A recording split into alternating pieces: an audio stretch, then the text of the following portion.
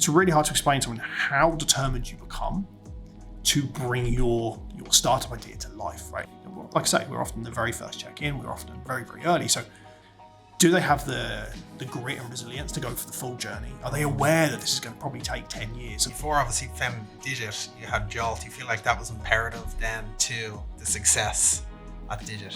When we started Digit, we already felt that we knew what we needed to do. And like I said earlier about understanding the product space, we were obsessed with our product space. Was there ever a point where you felt like throwing in the towel, or? Throwing in the towel was never an option. A venture outcome requires a very large market and a very large outcome. If we put $1 million in, the company needs to be selling for 100 million plus. For me right now, my goal is to find as many really interesting, super early stage Irish founding teams. Welcome to the podcast, Rich. Thank you, Martin. Great to have you on.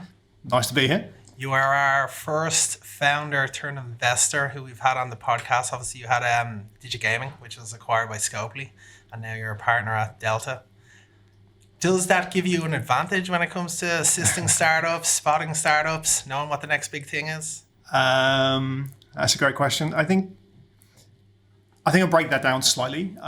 From a pure finding an investment, like finding a startup and making the original investment, I don't think so. I think actually the statistics recently have shown that career-based VCs are just as, if not more successful than founders who turn into VCs and in the long run actually by giving financial returns.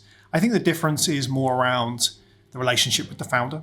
And I think it enables me to be more empathetic with the founder in the situation they're going through, just because I've lived it. And so I think while it doesn't make me a better investor, I think it makes me a more relatable individual at a human level. So if you're a founder and you're looking to raise money, if you know the person who you're talking to has gone through that before and they've experienced that pain and they've lived through the fires you're probably dealing with inside your startup. So for example, let's say you're raising some money, but you've already got a team, you've got payroll coming up, and you're not sure how you're going to make payroll in 8 weeks, 12 weeks, 16 weeks time.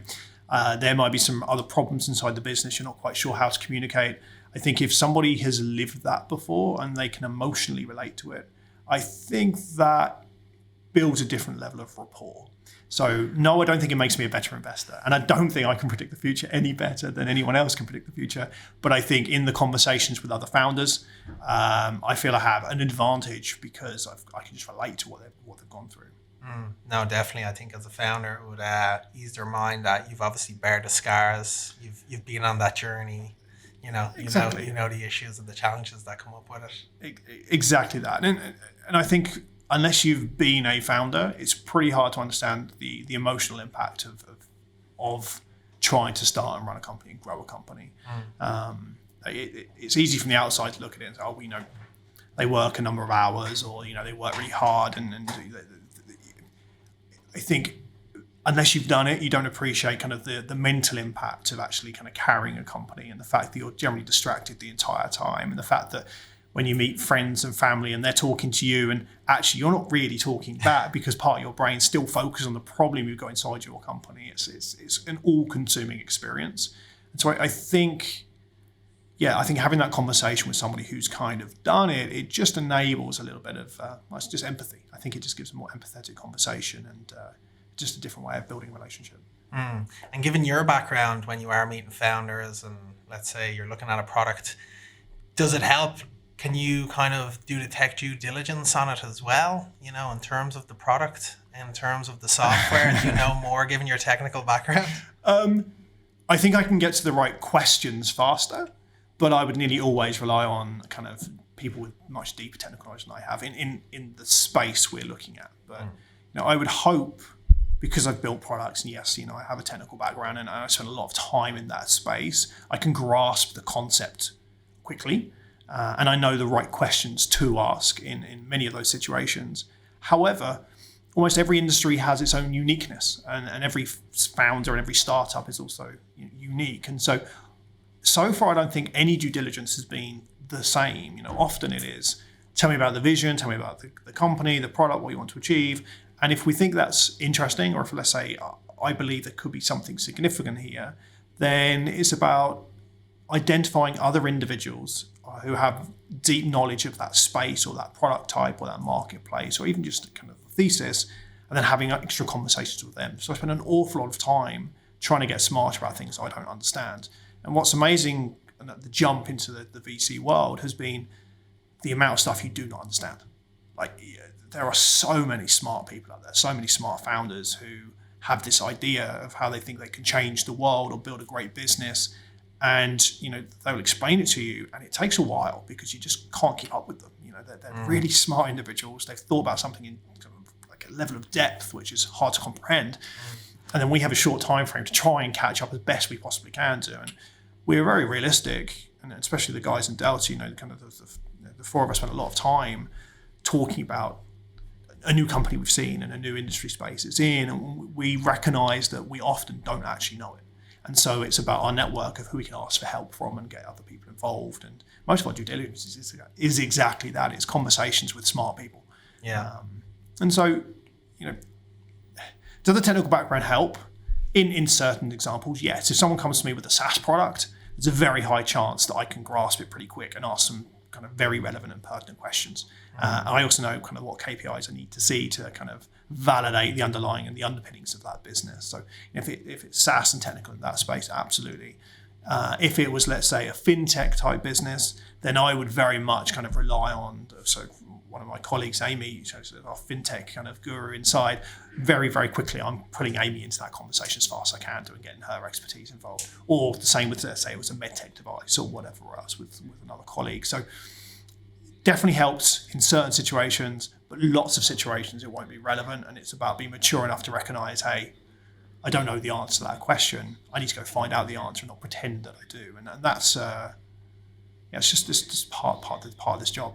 Yeah, no, 100%. And is there anything in particular that you look for in founders to invest in, or is there, 3 bullet points that you have in your head, or is every founder completely different? Yeah, I mean, I love it, the fact that every founder is completely different. And if I look at the ones I've invested in this last 12-month period, they are not the same at all. They're all very, very different. I think when you look for commonality, it's quite hard to find, actually, because of they are unique, and each problem needs a unique type of mindset to go fix. So often, the best sales guy in the world is great for a certain type, to be a founder of a certain type of business, but that same characteristic isn't going to be suitable if the business is actually not selling to another company. Let's say it's an underlying deep tech problem. Well, actually, you want someone with really deep tech knowledge who's actually probably kind of ex-researcher or whatever else. And so they're very different, but they both have a very high chance of success within inside their business. Again, it's uniqueness. I think the things which, if we were looking for commonality, we would say you could rely on, one of them would be depth of knowledge around the problem area would be pretty common. So if someone turns up and they're saying, I want to take on this challenge, but their depth of knowledge isn't very deep, and we can very quickly start finding people that know more about that space than they do, or very quickly we can actually start asking questions they can't answer about the space. That for us is, or for me, I should say, that for me is a bit of a problem, because I'm relying on them to lead that business and be the expert in the area. And I think, understanding their problem deeply is really important. And the other one, which it's probably two more. One is grit. And I think everyone says, every leadership book you read about entrepreneurship will say this, grit, resilience, whatever else. Everybody underestimates how hard it is. Every founder, especially first-time founders early on, think they're going to build this business within a shorter time frame that's going to take. It's going to be easier than it's going to be. Like the journey is never linear and to the right. It is so spiky. And so, and it just gets harder. Yeah. Every step you take, it just gets harder and harder and harder until eventually you find the inflection point. And the inflection point is when the company suddenly takes off and grows. Obviously, most of them never reach the inflection point. Most startups will fail. We know that. So from the founders, what you're looking for are people that you, as much as possible, and obviously you can't really tell at the very beginning because they don't know themselves, but you're looking for somebody or teams, and co-founders are super powerful in this, but you're looking for teams that can weather the whole journey to the very end. And as I'm a seed stage investor, meaning I'm often the first check in, or definitely in the first round or two. And so we expect this company to take 10, 12 years. Ideally faster, right? Ideally, we've got a really well-established business within 5, 6, 7 years. But the reality is that's not really what happens. The data tells us, it's a decade-long experience from the first check-in. And so what we need to ensure is whoever it is that we're giving the money to is going to want to drive this thing. They're on a mission. They're going to drive this thing for 10 years. And then, we are just passengers. Yeah. We're capital allocators. We want to back people. We want to give them money, but we want them to take the money and turn it into a great business.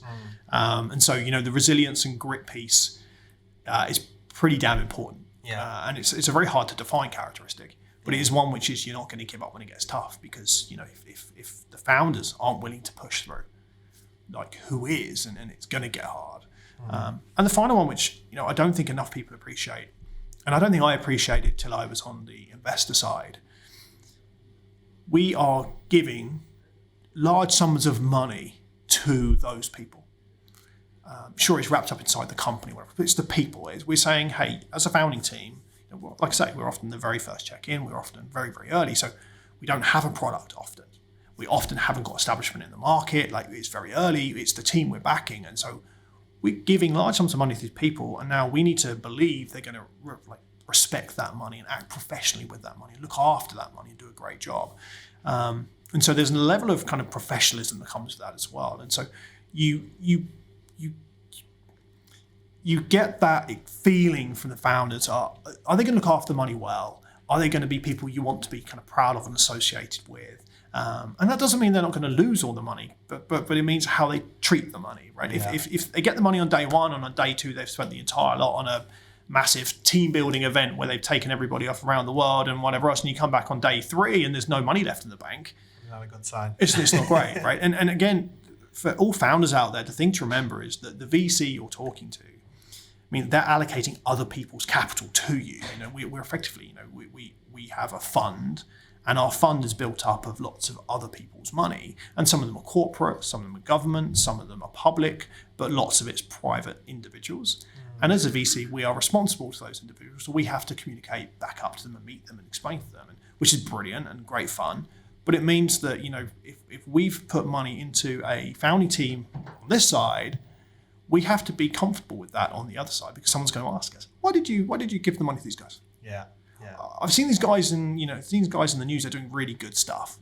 Yeah, cool. Yeah, we've invested in those guys for association. It makes everyone really happy. But if you are giving money to teams that then just go and get really bad PR, waste all the money, don't do silly stuff, like whatever else, it's actually really detrimental for both the VC firm, the VC as an individual, especially if we've taken a directorship in the company as well, right? There's all these other bits to it. So when we think about it, when we first meet teams, we're trying to establish, we like the team, we want to spend time with the team, they're a professional team, they're going to look after the money, these are good people, they're serious business people.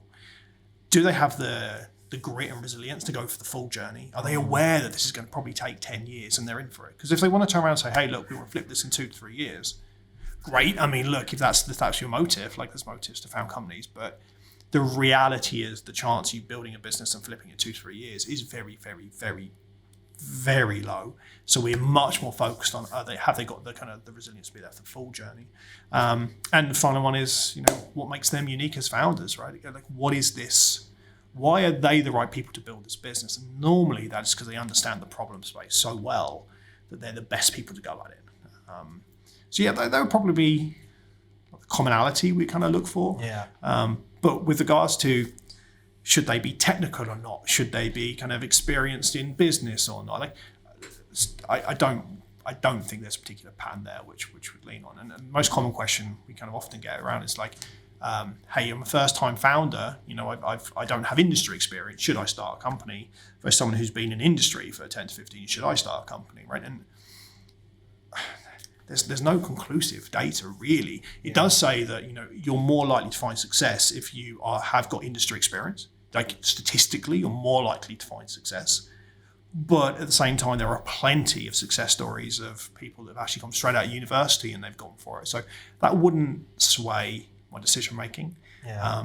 It just means that, like I said, the person who hasn't got industry experience has to show they've really read up about the problem area they're going after.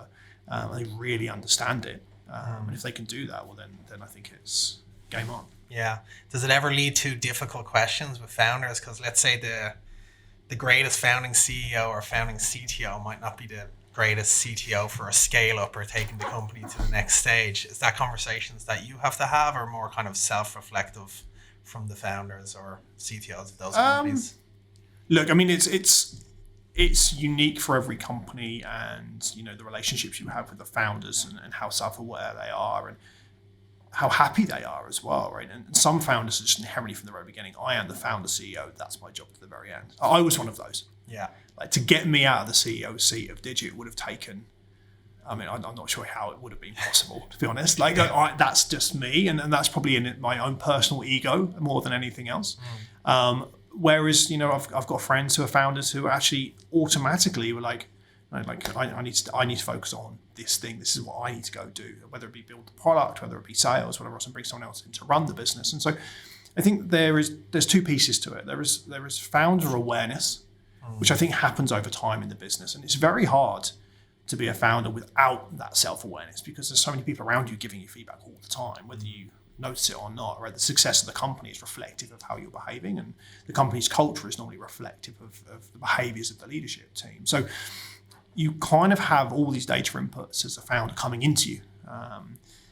You have your co-founders normally around you as well. They should be a really honest communication, kind of almost like a mirror to kind of reflect back on you and say, hey, the way you're handling this isn't great. Yeah.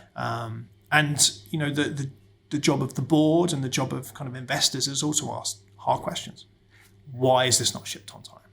Why is that contract falling apart? Why are those customers churning? Like, why did you not close that deal? Like, all these kind of questions should be coming in, and you hope the founders are self-aware to, if they reach a point where they're like, I'm out of my depth now. Yeah. I can't actually grow fast enough as an individual to keep up with the growth of the company, or I'm not capable to deal with these problems. I need help. And the most important thing the founder could do when they're raising money is surround themselves with people that they could ask help.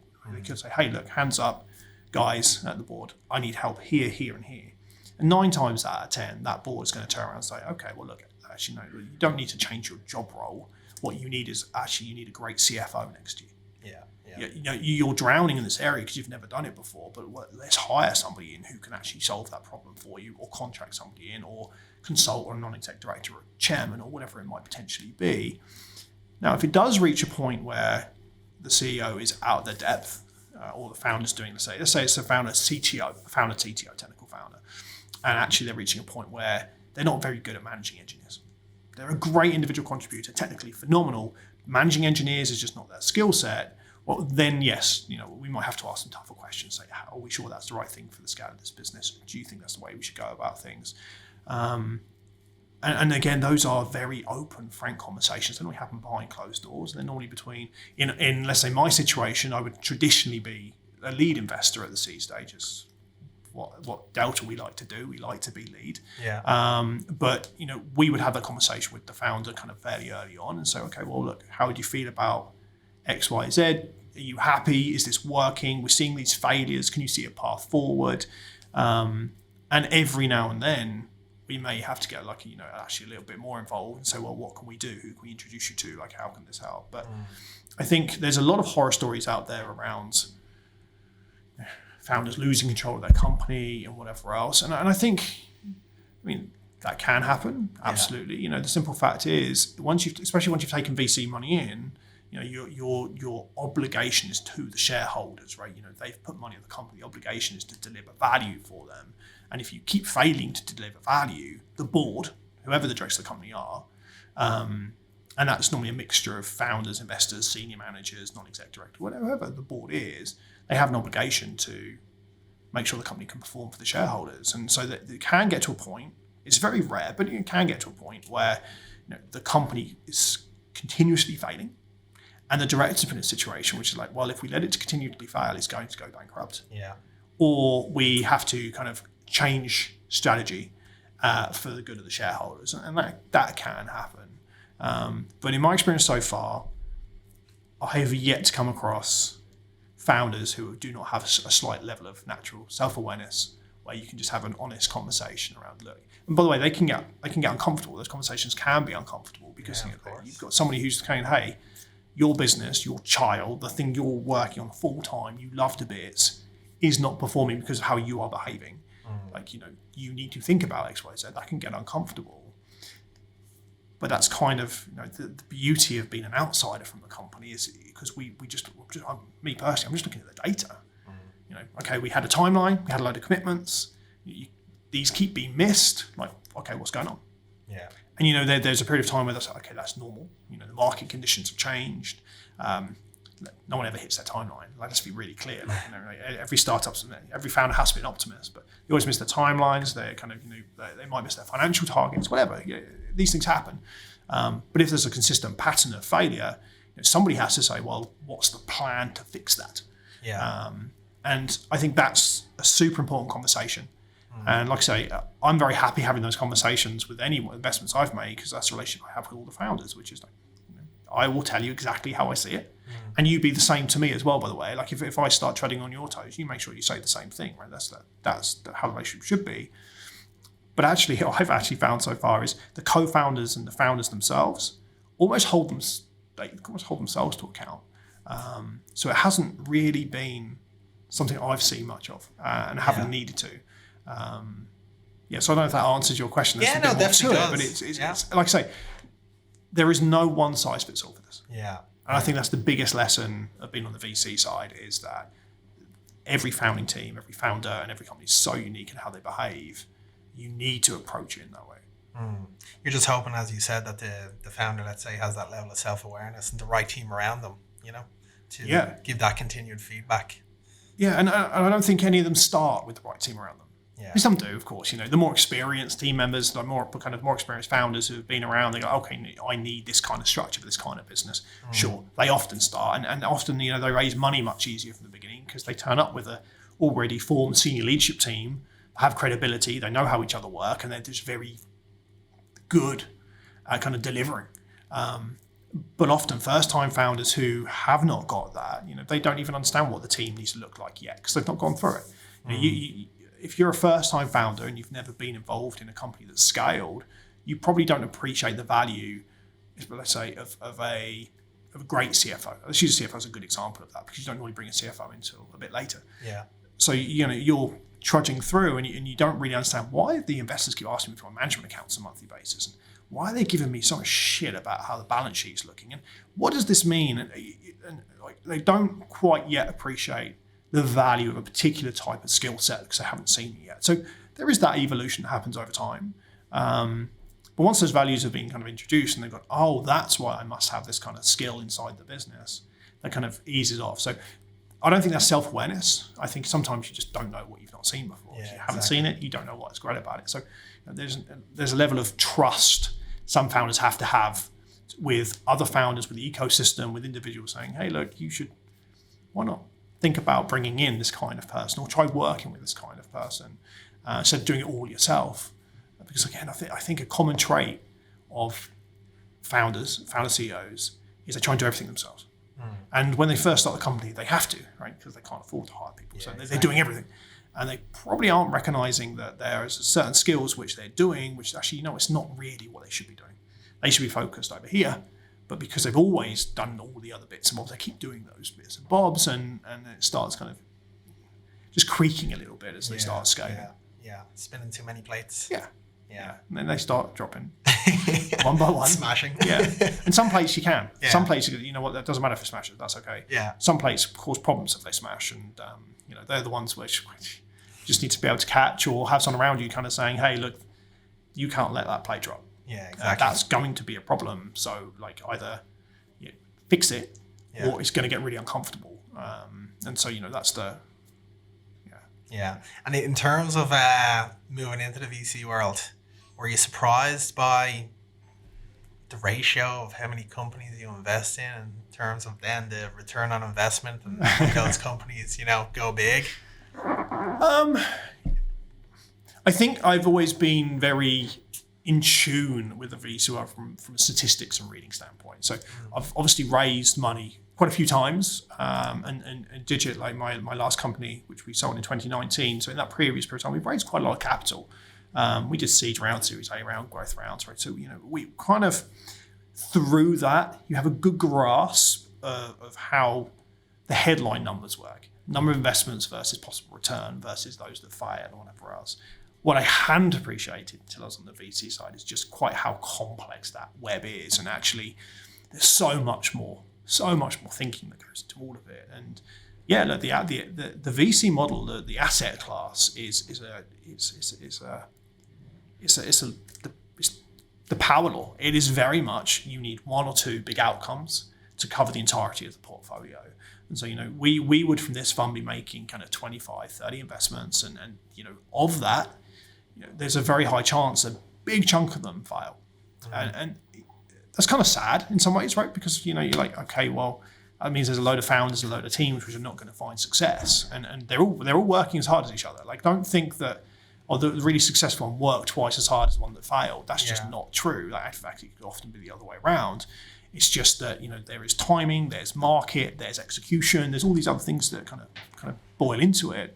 And we don't necessarily know the answer of that at the beginning. Like when I'm writing a check in, right, and I've got, let's say, 5 companies in front of me, and let's say I'm putting in 500,000 in each of them, I probably couldn't tell you then which one of those are going to be the most successful ones. And talk to my colleagues, and we're very fortunate that Delta has many funds and a lot of history, so a lot of data to look back on. Yeah. And you talk to the guys who've kind of been there for a long time. So Morris Roach and Dermot Berkeley, they've been there for 25 years, right? They've done lots and lots and lots of investments. And they would tell you they couldn't pick out which ones would be the big outcomes.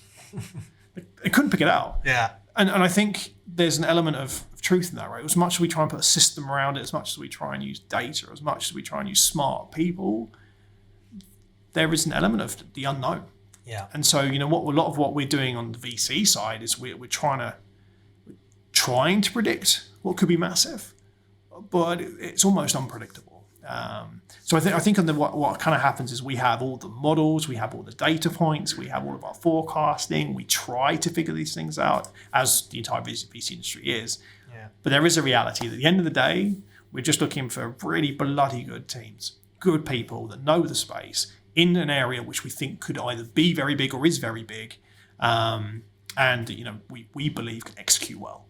And if we find those teams, we're probably going to kind of be very interested in backing them, and we'll find out over time. We'll go on that journey with them, and like I say, we're normally the first VC check in, and so we expect to be there for a long time. And then each time there should be a load of milestones, and hopefully for each milestone we see good progress. But there is a reality, which is a bunch of them are going to fail. A bunch of them reach the milestones, and then you kind of realize this is just not going to work out. Yeah. Some of them never reach the milestones.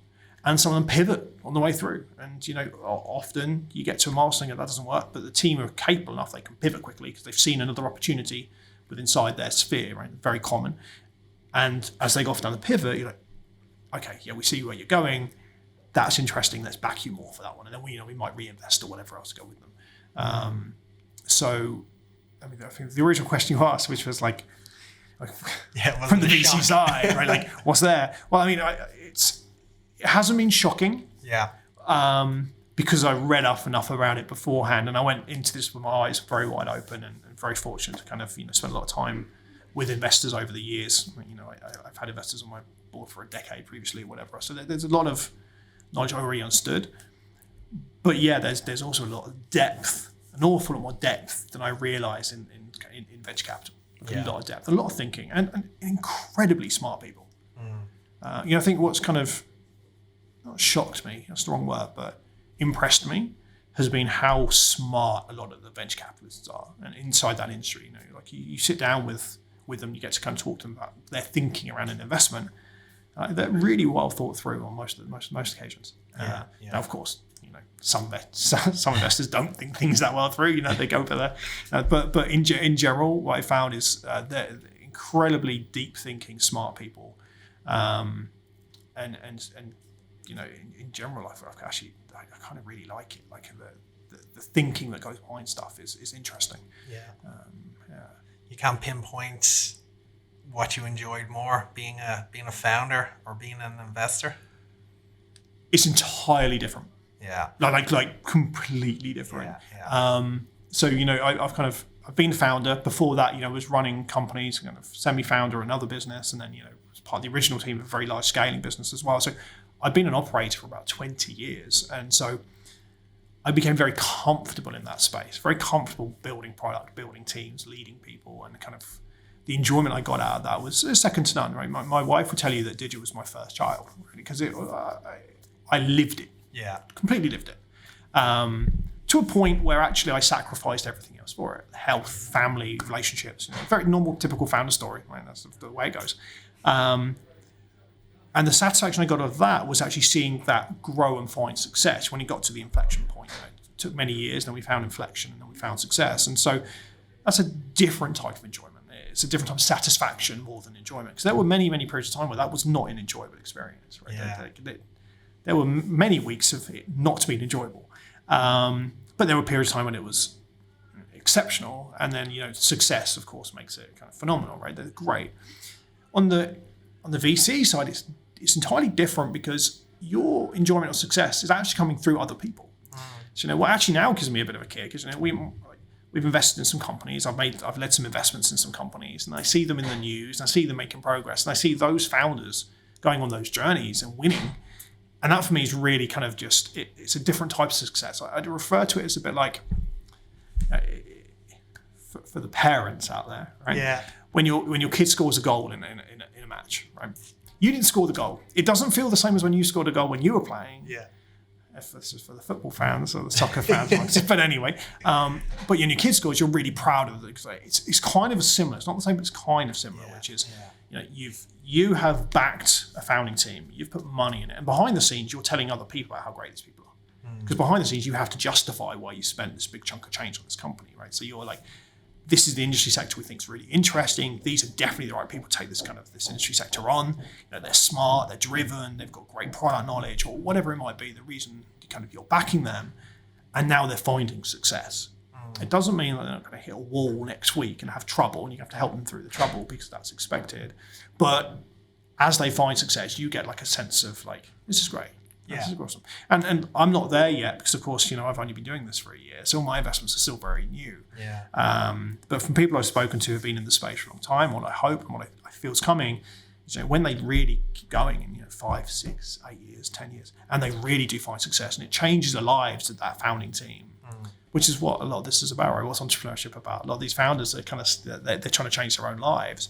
I think that is when there's this very similar element of just like, feels nice, warm, fuzzy. Well done, I'm really pleased for you because you played a small part in it. And actually on the founder side, there is an element, and this is kind of commonality when you speak to founders, helping other people be successful inside your company. Like one of the biggest things that I've always been really proud of with Digit was we started very, very small, right? We kind of myself and kind of a couple of co-founders, right? We ended up employing a lot of people, and a lot of those people joined us when they were kind of either straight out of university or very kind of young graduates or whatever. Often straight out of college. Some of them didn't go to college, right? They joined us very young, and over a period of time, they were with us. They went on and they got consistent pay rises. They became super skilled. They've gone off to amazing careers, and they've got married. They've built houses and whatever else. And we played a very, very small role in facilitating their career because of we rewarded them for their amazing efforts and successes, and it's gone on. So that's always a nice thing to do as a founder. I started a company, but off the back of that company now, there are hundreds of people that have been employed by this entity, and those people have all gone off to have these amazing careers now. That these people probably would have been successful anyway in other companies. Yeah. But it is nice to know that you put in place this kind of vehicle that enables you help them grow. Success. Exactly. Yeah. And so while it's different, and I would definitely say being a VC is not the same as being a founder. Like it's very different. There is an element of success if you find success as a founder or if you find success as a VC that feels nice, right? It's good. It kind of it's a nice place to be. On the VC side, and the nice thing about it ultimately is that you're not the one really doing all the hard work. You're finding great people. You're deciding that actually you think these people have got what it takes, and then you're backing them, and then you're being there to support and mentor and coach and help and introduce them to people and network, and you're there for subsequent rounds and they need help in negotiating contracts or whatever it might potentially be. But on a day-to-day basis, the deal is they're doing the work. You're kind of in the background when they need help, and so it's a very different. Very different. Very different. Yeah. And do you feel like working at, before obviously you found Digit, you had Jolt, you feel like that was imperative then to the success at Digit? Yeah, so I think Digit's success, there's lots of things come into this. Right? There's so much, and it's really hard to kind of summarize into one thing. But the simple fact is, I knew the space really, really well. So I'd been in gaming for a long time. My first job out of university was a games company over in the UK, which I was very lucky to be part of. And that company grew from, I think, 30 people to 500 people in 3 years. Built. I was very fortunate to kind of play a role in that, part of the original management team there, and was kind of mentored by an MD and founder and managing director and whatever else. And that was great, right? It was brilliant. It was probably the most exciting kind of period of my life with regards to being involved in something. So that was when I first saw scaling companies. And then I spent the next kind of 5 years, 6 years as chief exec of kind of other companies. They were subsidiaries of larger groups. So I got to see kind of how to operate teams and businesses. And so by the time I started Digit, I kind of had a good chunk of time scaling businesses and growing companies. 2 of which were in the game space. The other one was an infrastructure business, a tech business, a techie at heart. Yeah. And so when we started Digit, we already felt that we knew what we needed to do. And like I said earlier about understanding the product space, we were obsessed with our product space. And so myself, my 2 co-founders who I already knew, they're working with me back at Jolt anyway. I'd hired them in anyway. So David and Fergus are excellent at what they do, right? Just excellent. And so when we got started, we were already able to kind of plot what we felt this thing could become and felt very comfortable that we had the tools to go after it. And we knew where our gaps were. I think that's the difference between having a bit of experience and kind of going first time out, which is I've lived through a lot of the pain in other organizations, first of all, to understand where we had the gaps in our own capabilities or who we'd have to hire first. So one of our first hires was a CTO. A guy called Don Boutin, who is a lovely, lovely human. I spent a lot of time with him even to today, who filled the gap we had around kind of technical leadership and technical strategy. Right, we didn't have that skill set. So one of the first things we did was go and basically convince him he should come to us. And we did the same in lots of other roles as well over time. So, our core team of around 15, 20 people were kind of filling in all of our gaps. And then once we scaled, we were just scaling outwards. So I think those formative years of my career directly impacted our chance of success with Digit. But even then, that journey, which the investors would back me up on this one, that was a turbulent journey for a good few years. It took a while, right? And I think certain types of products are just complicated to build. And I'm a very optimistic individual. And as the company, started off, it was like, we're going to do this get this market in a year, in 2 years, or whatever else. And everything took longer. It was harder to hire people. It was harder to get the product to work. The consumers didn't embrace it as much as we wanted to begin with. Some of the stats weren't quite in the right place. Things just took longer. And that wasn't because we didn't know what we were doing. That was just the nature of building products. Sometimes things just take longer. And they just need to be tweaked when in a live environment, and you just need to get to that point. Definitely the experience before massively helped. In fact, I don't think if I hadn't had the previous experience, it would have been successful. I think I would have buckled and it would have failed. I don't think I would have had the self-belief to stay the course. But because I lived through a lot of those fires beforehand, seen other people solve them or been involved in managing teams to solve them previously, I was very comfortable that when everything was on fire for a period of time, that we're just going to keep going, get burnt, and get out the other side. And when you get out the other side, of course, then you kind of magically forget the pain, right? Oh, it's really easy. It's all great. No problem. Yeah. You must have learned so much about yourself during that journey. Was there ever a point where you felt like throwing in the towel, or can you think of, I don't know, your darkest day? Throwing in the towel was never an option. Okay, And that might be personality type as well. I'm kind of one of those individuals that I don't do very well at kind of failure. So, I would just keep going. But there were moments where you were asking yourself some tough questions. The worst one, which, I think some founders relate to this, we spent a lot of time in the US, right? And that was just because of the nature of the industry, that most of the industry's hub was over in the US, on the west coast of the US. So a lot of time kind of flying back and forth. And often, I'll be flying back, normally by myself, because that's the way it went. The CEO, that's part of the job. And you'd be flying back on an airplane, because the flight between where I was flying on the West Coast and Dublin was often at night, because of the way it went. Yeah. So I'm flying through the night, and generally I was the only one sitting on an airplane in the dark, awake on my laptop, trying to solve another damn problem, because funding had fallen apart, a commercial contract hadn't gone ahead. I had a board meeting coming up, knowing that I'm meant to be have something closed. It's not closed. I've got payroll coming up, and I haven't got the money to pay the payroll. There'll be all these kind of things, and you'd be sitting there and you'd be asking yourself, why did I give up my kind of employment for this? Like why did I give up my job with my guaranteed salary and my annual bonus and whatever else? Why did I give it up for this? This makes no sense. So yeah, you would have those moments. And the biggest one, the hardest impact, of course, was actually the impact it had on those around you.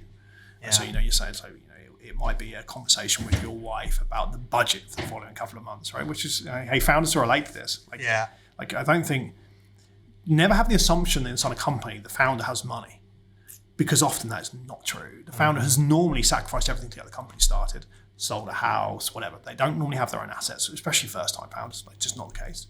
And normally they pay themselves less because they need the money in the budget to go to the team members they have to pay market rate to, or whatever else, right? So normally the founders are paid the least, very, very commonly. And all the investments seem to be involved in. If you look at the salary bracket of the team, the founders are nearly always the lowest. Yeah. But people don't think that, right? They're founder of a company, they must be doing great. I tell you, until that company reaches sale, often not the case. And so behind the scenes, you're running the company and you're having to be kind of really on it. But for your normal day-to-day life with your family, and for me personally, I had wife and kids and other commitments, and you're like, well, we're going to have to manage this as well. And that's another level of stress. So no, I was never going to give it in. Just never going to happen, which my wife probably kind of knew as well, which, was not great in certain situations. Yeah. But I think it is that doggedness, which is why it was successful, because everyone knew I wouldn't give it in. Yeah. And the team knew it. And the investors knew it, and everyone knew it. And so everyone kind of bought into it almost. It's like, well, if he's still charging forward, maybe I'm going to still charge forward as well. And that's how we got through some of the biggest problems. Yeah. And so, no, there was never a point where I was like, I'm going to give this in. Yeah. But there were many dark times where you're like, what the hell? Why are you doing this? This doesn't make sense. And, I used to fly a lot, and I had a sinus infection. I remember this I had the sinus infection once. And it just never went. I went to the doctor, you've got to stop flying. I was like, I can't stop flying. so it was there was like a 6-month window of just having constant headaches and pains. God. It was nothing serious. It was just that that was the job, right? Okay, I'm going to push through it. My health is coming after the company. And I look back and I say, I think that's ludicrous. and if a founder I've invested in saying that, I'm saying, no, don't be ridiculous. Don't sacrifice your health. That's a stupid thing to do. But in that moment, your mindset is just laser focused. It's hard to explain. And that's what I was saying earlier about empathetic with other founders. It's really hard to explain to somebody, and sometimes I hear myself speak thinking you're a moron. It's really hard to explain to someone how determined you become to bring your startup idea to life, right? And you see it in founders. I see it all the time. They're on a fundraising journey. They get no. They're told no all the time. Going for months and months and months. And everyone's saying, no, it's not right. You're not going to do it. It's not going to work. You're not going to do it. And they just keep going. Well, that's kind of the personality type of a true entrepreneur, I think. Yeah. Someone who knows how to handle the pressure. Yeah. Yeah. It's in a way that I think people on the outside think it's like water for a duck's back. They're like, oh, they don't feel pressure. Yeah. So it's not. They're feeling it. Yeah. Oh, damn it, they're feeling it. It's just their belief is bigger than that. So they're pushing for it. Yeah. How do you even deal with that stress, as you say, running a company, making payroll, trying to find a solution last minute to that? Is there an element of winging it, or is it a personality trait? I mean, I think every founder again treats this differently, and when you speak to people who've gone through it, and I think it's important to speak to those who have gone through it and kind of found success versus those kind of who have not quite got there, and both those who kind of they are founders of a lifestyle business, right? They're all different types of personality types and how different people behave, and you get and all of those individuals individually decide how they are going to manage their stress situation. I know for me, my family and my co-founders played a massive role. Yeah. It really did. And I used to try and run quite a bit, and I tried to kind of do some physical side of it to try and take away some of it, which was always great, right? If I was in the US, I'd run every morning. Yeah. Get someone new just to try and get me out of the funk, which for me was a big deal. I've always been kind of fairly physical, and for me that was important. For others, I know that actually they needed quiet time, right? They would disappear and just need to be alone for a while. But I think the most important thing for me was this humour. Yeah. It was the social side of it that made it funny. So I had a couple, like I say, my co-founders for me, the most important thing they did was allow me to kind of vent and rant and get angry about something and then hold me to account and check, right? And then that made it, then find humour in everything. And we did, you're like missing a deadline, whatever else, we'll be stressed out. It's going to, but not letting it get to you too much. There was still a little bit of a joke and a bit of banter and whatever else going on around, just softened it a little bit. And it kind of gave you that support framework. So I think for me, that's probably the most important thing of co-founders. Yeah. It's not even necessarily the skill set. It is that you're not completely alone. Yeah.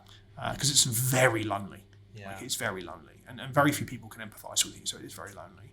And then I think the most important thing I'd say to anyone who's starting a company, and especially they're going VC, because once you're knighted by the VC, it's go time. Yeah. It's go time. It doesn't, life has not got easier now. Yeah. Life's got serious.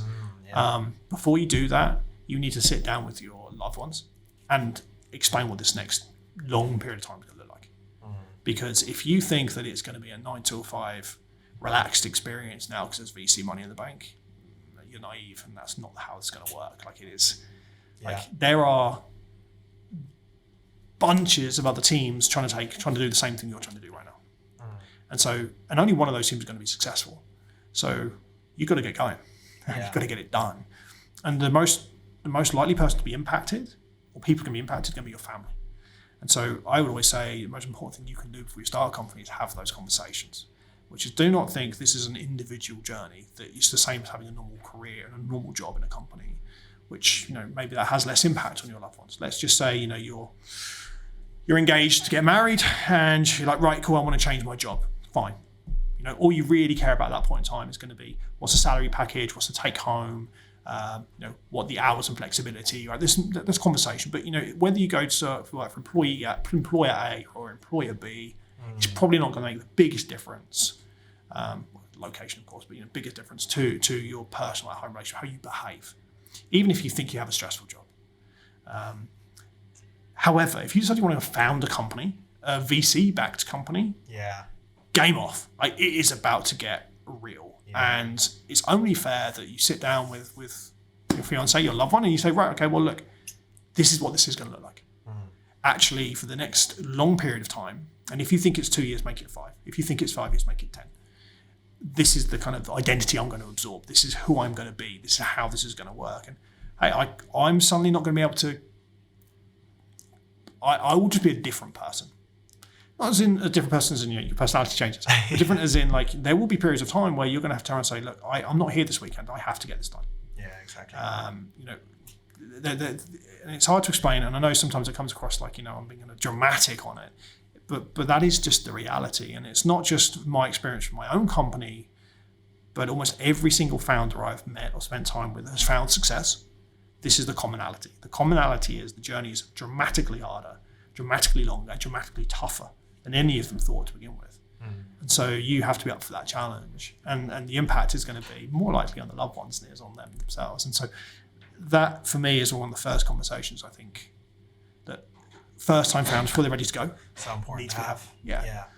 Now, look, if however, you are an entrepreneur from early age and you've met somebody and you've got marriage and kids or whatever, and you've always been that person, they don't know it different anyway. They know what to expect. They know what to expect, right? Yeah. But I've seen this a lot, lots of times, where somebody's they've been in a career for a long time, they've kind of gone, right, I want to be a founder now. And they're up for it. They've got the energy. They're gone. Yeah. But it changes everything behind the scenes, and they haven't quite appreciated the need to have those conversations with everyone around them. So that's something I just think is personally I'd encourage people to do. Yeah, no, definitely. I think from the outside, a lot of people see, let's say their friend runs a company and they see a company raises X amount and is valued at Y, and they think, that's great, they're doing great. But it's no. It's this is where the hard work starts. This is go time now. Isn't it funny, culturally, we celebrate raising the money, Yeah. No one says, oh, look, you've got X million of debt now. Well done. Yeah. Because, I mean, imagine you did that in your personal life. Like Yeah. you went to someone and said, hey, great news. I've just got the biggest mortgage ever. Yeah. And you're like, oh, good for you. So aren't you under more pressure to pay the mortgage back? Yeah. Yeah. I have to work 16, 18 hours a day. I mean, that's exactly it with the company. And when you raise, of course, you haven't increased the valuation of the business. So you literally have just given yourself a chunk of debt. Exactly. Now, when you sell, of course, let's celebrate the hell out of that because that's a phenomenal result. Like, well, as long as it sells for a return, but frankly, selling a business is it's a rarity and it should be celebrated because it's phenomenal. It takes a lot of work. Yeah. I mean, raising money should be celebrated because it's hard to do, and only certain teams and certain companies can raise money. Right? Most companies fail, right? That's just an event. But also, big chunk companies most companies are not suitable for VC money. It doesn't make sense, right? A venture outcome requires a very large market and a very large outcome. With if we put $1 million in, the company needs to be selling for 100 million plus kind of thing, right? So there is this kind of, like I say, the power law earlier, and most businesses don't suit that model. Like you can have an amazing business that is very profitable, gives you a great lifestyle, is great fun to run. You can even have a large team, but it's not VC suitable. So I think we should be celebrating all types of entrepreneurship. It doesn't just have to be the VC entrepreneurship. It just happens to be that's where I spend my time in kind of the VC side of seed funding. Yeah. But to your original point, when people say I've raised money and then they're like, oh, the founder, he must be rich now. Yeah. Yeah, that's the biggest misconception. They're thinking it's like on an island drinking cocktails. It's like, no, quite the opposite. Yeah, I mean, if they are on an island drinking cocktails after they've just fundraised, I mean, it's likely to be a different conversation happening somewhere. Yeah. Was it always the dream then, acquisition, when it came to Digit? Was that something when you set it up from the start? Is that what you had in the back of your mind? Yeah, and I think it's just funny because of a lot of people start companies because they've got a mission to change the world, and that's great. That was not the reason that myself and my co-founder started Digit. Frankly, when as individuals, we knew our space very well. We worked well together. We saw an opportunity, and that opportunity was commercial. We were like, "There's a big opportunity here. We know what we're doing. Let's go build a company, and hey, let's go make some money out of it." And that's just the truth, right? And so that was a big motivating factor for us. And of course, it worked out, and we did great, and it was brilliant. But it was not we're going to go change the world, and we're going to kind of, make the world better or whatever else. That just wasn't what was driving us. Now, the side effect is, we end up creating a games industry in this country, which didn't really exist. And we end up building probably the largest SaaS product ever built here. I don't know, I can't numbers wise, and we haven't released many of them, but like the Star Trek product, I mean, we did $100 million of revenue in the first 6 months. Crazy. And it got bigger and bigger and bigger, right? Yeah. And so, while we not publicly announced numbers, and that's part of the deal with the acquirer. Yeah. The success of that product was brilliant, right? Great, and I think it's still top 5 in the world inside its genre, and so that has spurred loads of other startups, loads of people's careers, and brought a lot of kind of economic growth into the industry sector into this country. So that was a side effect, right? And on the way through, we incubated loads of other games companies. It was loads of other stuff going on, but that wasn't the original mission. The original conversation, which forecast head was myself and Dave and Ferg having a cup of coffee in Fix Coffee Shop on Dawson Street before it's closed down. That's our favourite spot. Yeah. It's like, guys, I think there's an opportunity here. What do you reckon? And with about an hour later, we had the company ready to go. That's kind of just how it all started.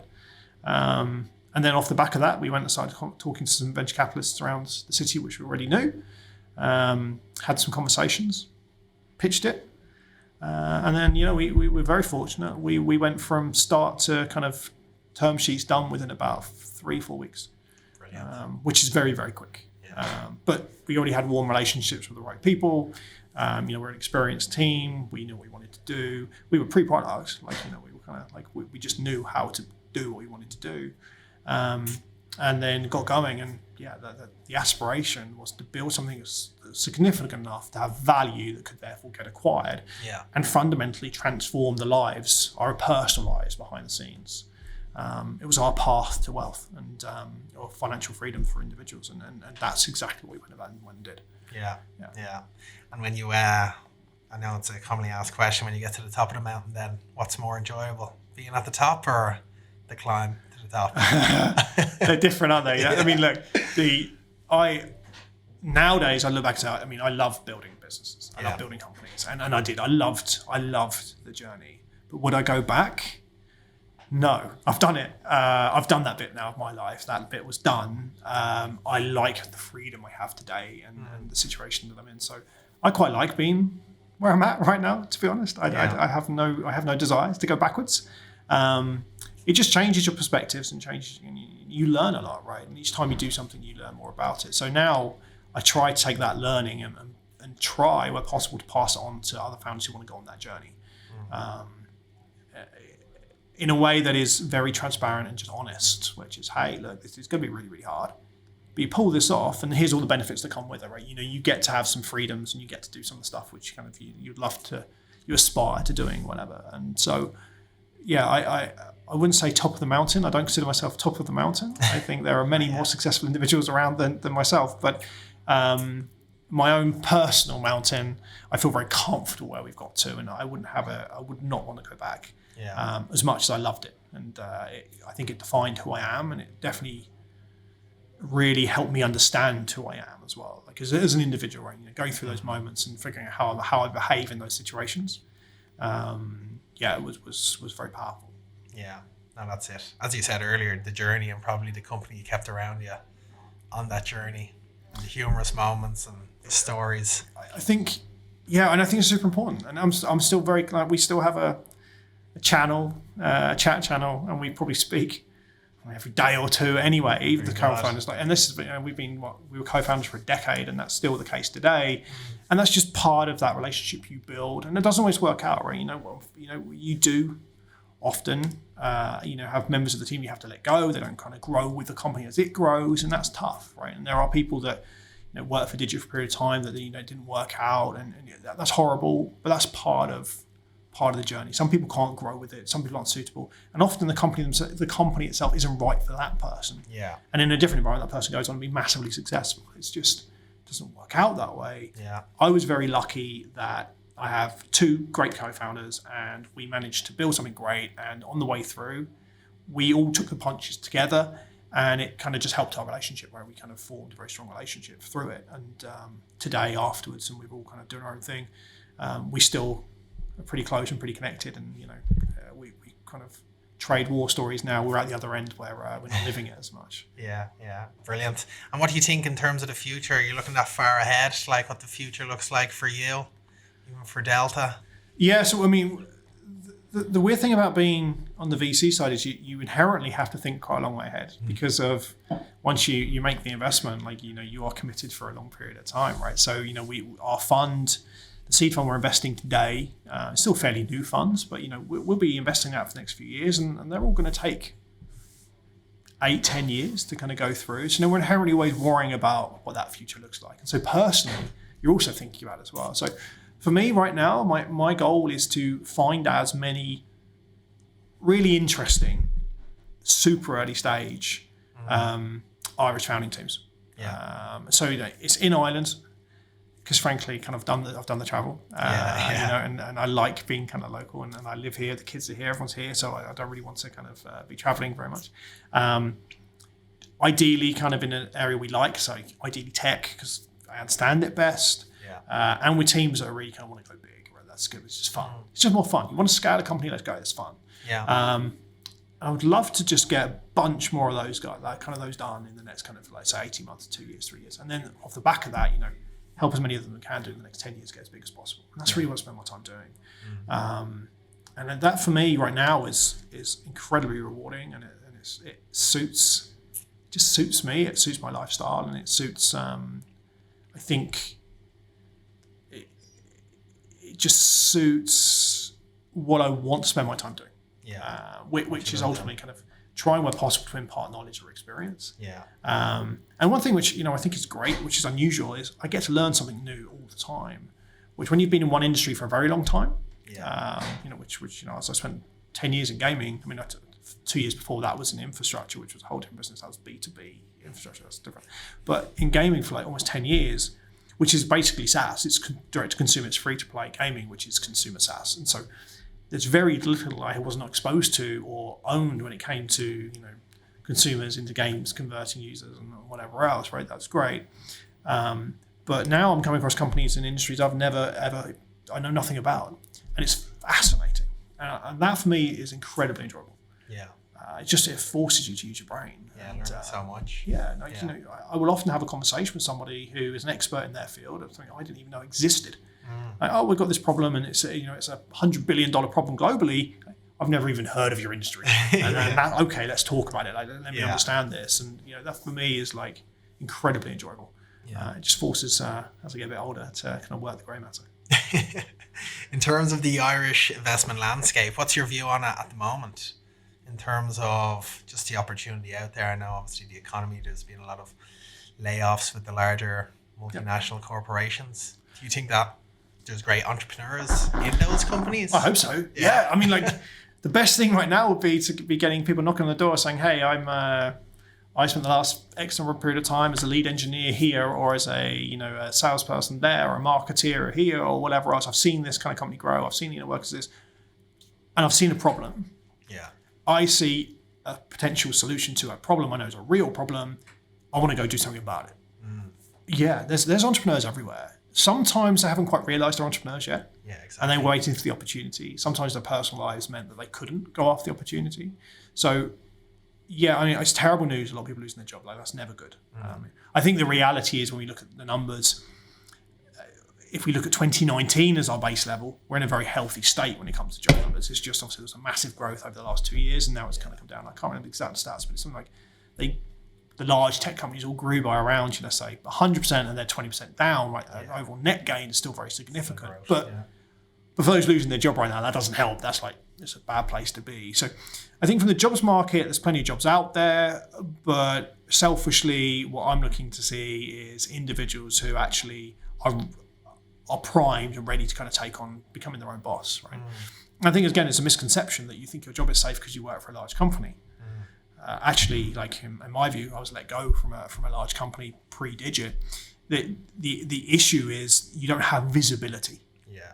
Where if it's your company, you know when you're going to lose your job because you know how much money's in the bank, and so you could do it yourself. So I always found it more comfortable actually being in that situation because I was in control of my own destiny. Even if it wasn't very comfortable being there, it was comfortable that you knew what the future did look like. So for an investment landscape in Ireland today, there's seed capital available right now for the right companies. There's a lot of founders out there right now who are working in areas which venture doesn't really suit. And there's a lot of people, I think, working on businesses which we, as a venture capitalist, aren't quite sure if they make sense to invest in. And there's a lot of kind of new stuff as well happening out there. And I don't think anything's really changed. Like, yeah, sure, valuations have adjusted because the 2021 period is kind of, is over. The exit valuations have all gone down now because the markets are effectively closed for IPOs, and it all trickles down, and we understand that. But what hasn't changed, if you're a good team today with a great idea, you can raise seed. Yeah. And there's plenty of seed capital being managed by good people right now that will get deployed into the right companies. So, I mean, we're actively investing right now. We are closing deals. As we are here right now, there are legal teams closing deals out on our behalf, and we will be closing the next kind of few weeks. Like, it's constant, and it's that flow for us isn't slowing down. We're not the only seed fund in Ireland in active right now, but I think we're the best one. Of course. But the reality is, good teams, good idea, interesting market, the money is there. Yeah, that's it. Lots of dry powder out there. It's just the right teams and the right. Yeah, I think the dry powder concept is going to get flushed through in the next kind of year or two. Yeah. And so I suppose let's go a bit deeper on that. I'm really focused on seed because it's the bit I enjoy most. Right? Yeah. When you look at the next kind of bucket up, which is where we look at, let's say, growth capital and the concept of dry powder, I think it gets much more challenging. That dry powder most likely is going to go to existing portfolio companies of investors because they're going to need support, because raising new money from new capital is going to get tougher, and it's going to be quite hard for this next year, 18 months. Just why things normalise and kind of settle down. So I think if you're at the Series A growth stage, I think you have slightly less options at the moment. And so the best thing you can really do is be really cash sensitive and cash sensible. And and there's a lot of theories right now that a lot of companies are going to come to market trying to raise money in kind of like Q2, Q3 this year. And the problem is there's lots of companies looking to raise money.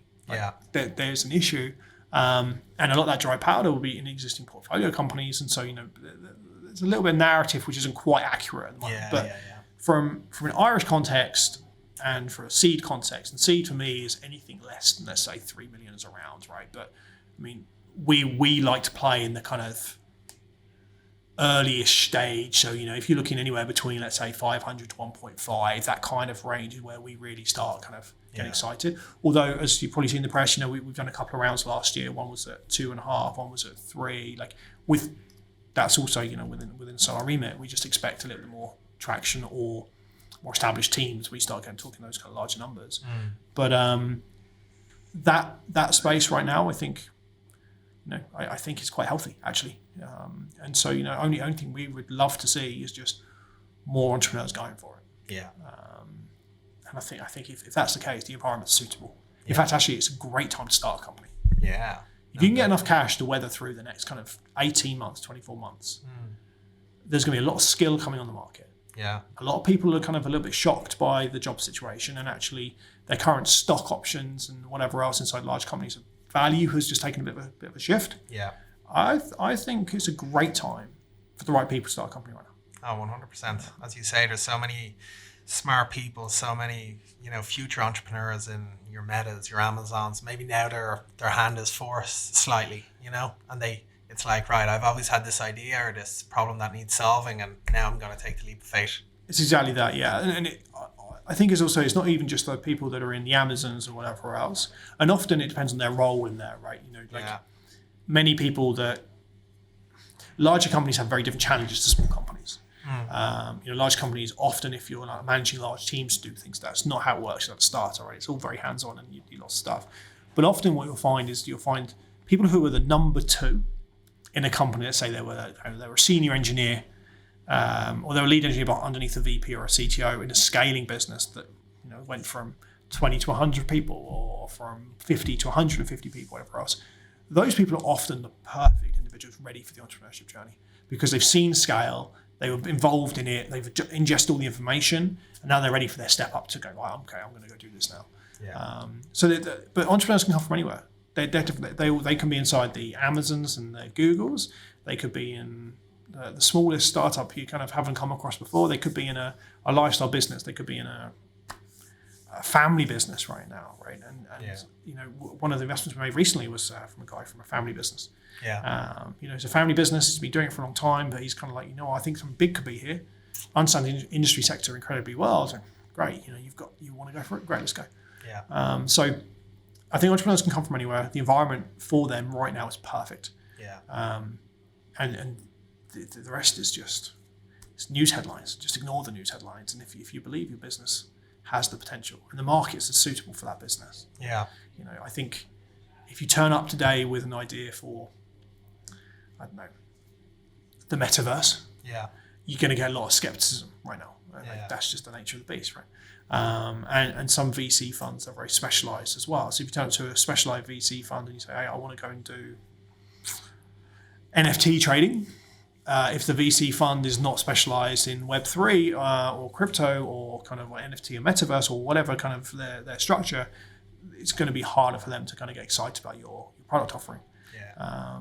But traditional problems and really problematic areas like industries ready for disruption right now, there is plenty of capital around. Yeah, there's so much happening. It's great to have someone on with such a positive outlook. You need a positive outlook in your role. I see no opportunity for doom and gloom. I don't see the point in it. I mean, look, the macro environment will be the macro environment. And as an individual entrepreneur, an individual founder, there's nothing you can do about it. Yeah. So, you can get doomy and gloomy and you go, oh no, my valuation is going to be a little bit lower. Or the market's going to take a bit longer, or it's going to be a bit harder to get cash. But it's like, if you are a good team with a great idea, you're fine. Yeah, just get on with it. Exactly. Because the worst thing you could probably do is sit there for a year and see what happens. Yeah. Because nothing gets done in a year, and you don't learn in that year. You learn from doing it and go through the failures. And so, my advice would be, if you're sitting there today and you are in a job that you think is okay, but maybe you're not doing it, but you've got this idea and you know you can pull it off. Yeah. I mean, there's no better time right now. Yeah, do it. Just pull the trigger. Pull the trigger. Yeah, and there are people out there like I use the Delta funds. We will invest at the very beginning. Yeah. In fact, we've done a couple where we have a team and a PowerPoint presentation, and it's like, well, we think the team are awesome. Yeah. We love the idea. Yeah. We believe that you could probably build that thing, and hey, we'll take a gamble with you too. That's a bit nuts. Totally get it, but it works for everyone, right? It's high risk, but hey, if the team are able to pull that off in the next kind of year, well, that milestone one looks very, very different. And for us, we've got to know the team really well. We're in a great place in Investor. We're there very early, which is what we're looking to do. And for the team, it means they've been able to step away from jobs they've got where they're on a salary. They can pay themselves money, and they can go and actually try and build this product they dream of building. So I think a lot of people don't appreciate that. Investors, we're not scary. Yeah. You can literally just give us a shout, and we'll tell you pretty bluntly and pretty open-eyed that we're not interested in that. Yeah. That's just not something we believe in. Yeah. But so every now and again, we might actually believe in it, and if that's the case, well, then things can happen. Yeah. No, definitely so much opportunity there. Yeah, absolutely. Yeah. Usually to wrap up the podcast, I have a couple of quick fire questions. Go on, hit me. Shoot them at you quick. Something you wish you did earlier in your career. So I wish I did earlier in my career. I'm blank. You did it all early.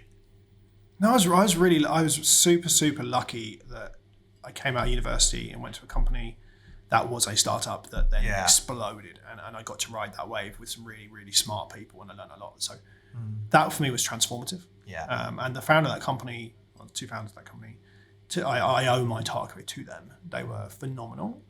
But no, there's nothing. I don't look back and think I would have done anything any earlier. No regrets. No. And actually, weirdly, I wouldn't have started Digi earlier. I wasn't ready.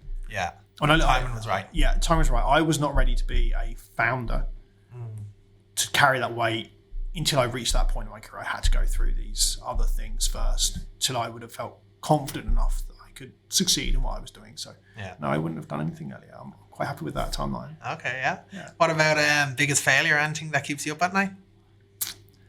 The biggest failure would be inside of Digit. Yeah. There is probably a year's worth of lost time where we made a bunch of decisions that were emotional decisions that resulted in us having to compromise on some commercial agreements.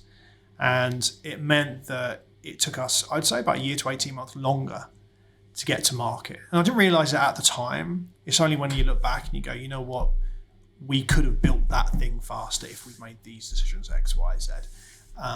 So they don't keep me up at night because it found success. If it had failed and I didn't have understanding investors that managed to kind of help us out a few times, then, that'd be different. Yeah. But, I look back. So, so I'd say that. And I think that's probably the biggest amount of personal growth as well. There was a couple of commercial contracts that I negotiated, and I'm like, I look back and I go, oh no, that was terrible. I should have negotiated much better. Like I compromised on some things which, at a gut level, I kind of knew was wrong. Yeah. But I was so desperate to get them done, to get money into the bank to kind of fund the business.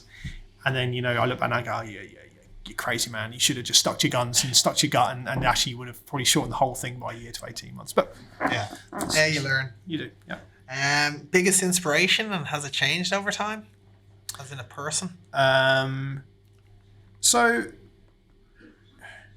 I don't have one inspiration. And as I've got older, I've kind of reflected on who has been formative to me.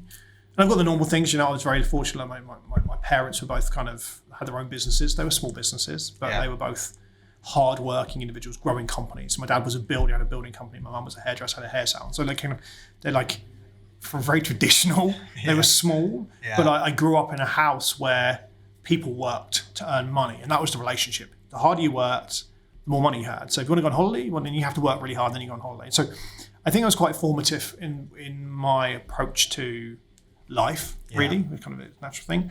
And then from a business standpoint, there have been a couple of individuals that I've worked with who gave me opportunities. I won't say their names out loud, but they were people that traditionally would not have given you opportunities, right? I was in that situation. I was in my 20s, and at some point I was managing like 200 people at the age of like 23, 24.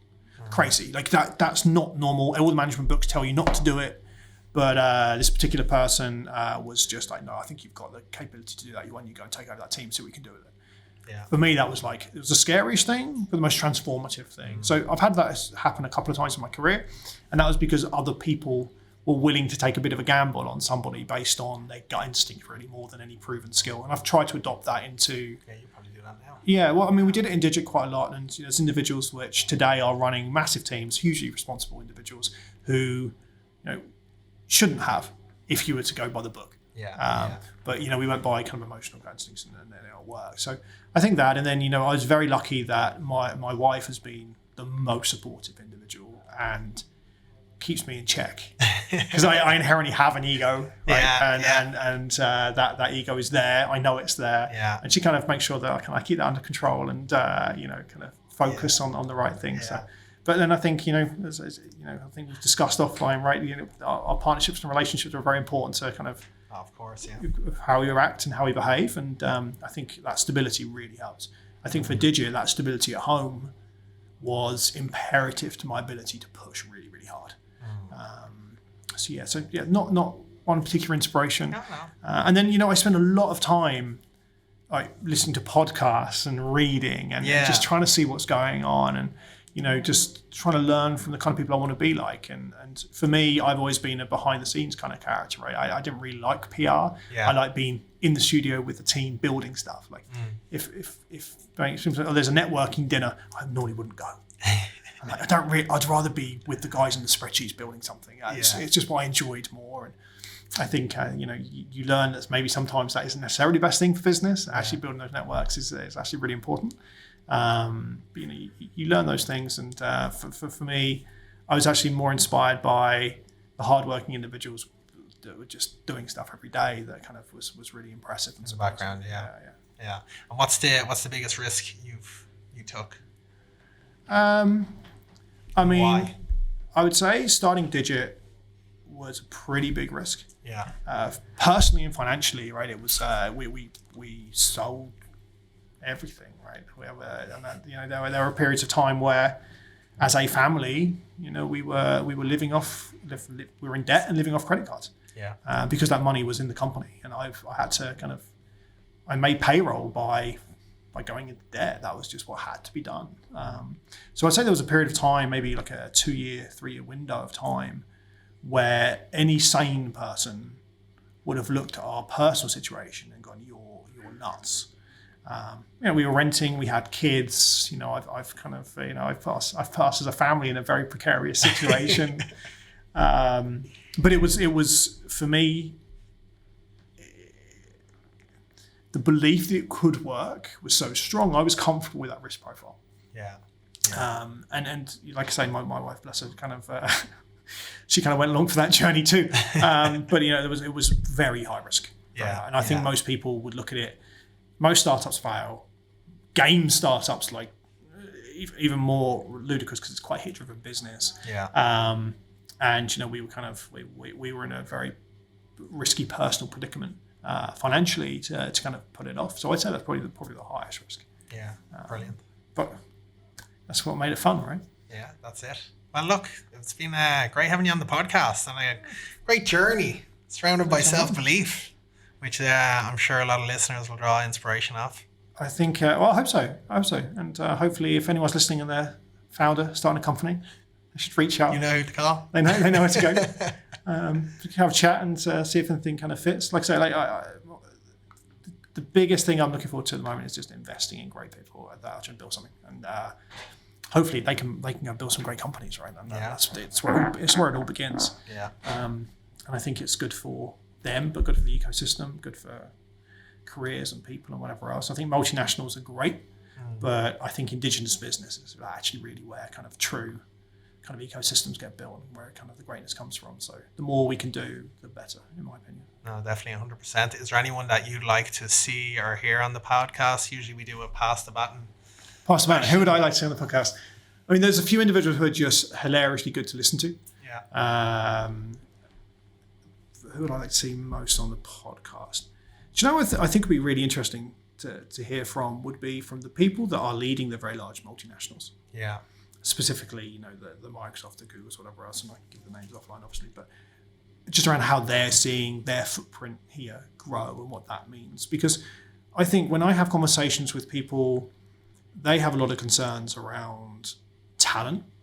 Where is it coming from? How is it getting into the city? Housing, what are we doing across housing, and then what does that mean for everybody else? And I think it's quite interesting that I feel the indigenous space is kind of hampered a little bit by the big multinationals, and there's a balancing act there. And I remember at Digit, we were always competing against, you know, the Googles and the Microsofts and the LinkedIns and whatever else when we're trying to build a team. And I think that is going to be a constant challenge. It'll be interesting to see what that looks like in 5-10 years' time. But at the moment, we have, I think, a bit of a challenge where lots of multinationals are here, which is brilliant in many, many, many ways. Yeah. But how do we expect the indigenous environment to grow and compete while that's there? What is the synergy? So I think the conversations really are with the indigenous founders building great indigenous businesses, which, you know, there's a few of those guys right now who are doing an amazing job. And a lot of them I respect an awful lot as well. They're building some really great businesses. And then you have a load of multinationals who also kind of downsizing now, but they're also growing at the same time. Yeah. What does that look like in the long run?